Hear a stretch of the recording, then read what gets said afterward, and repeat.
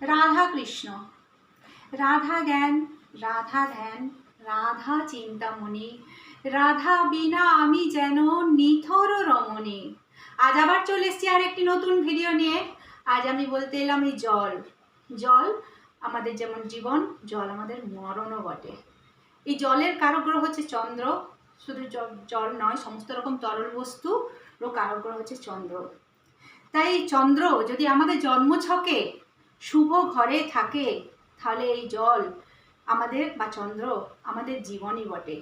আর এই জল অর্থাৎ এই চন্দ্র যে যদি আমাদের জন্মছকে যদি অশুভ মানে ঘরে, অর্থাৎ যদি আপনার দুস্থানে থেকে থাকে, মানে 6, 8, 12তে যদি চন্দ্র থেকে থাকে, তাহলে এই চন্দ্র আমাদের মরণও বটে।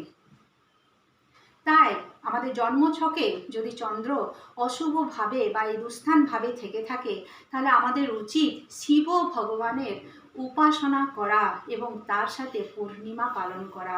তাহলে অবশ্যই শুভ ফল পাবেন। ধন্যবাদ।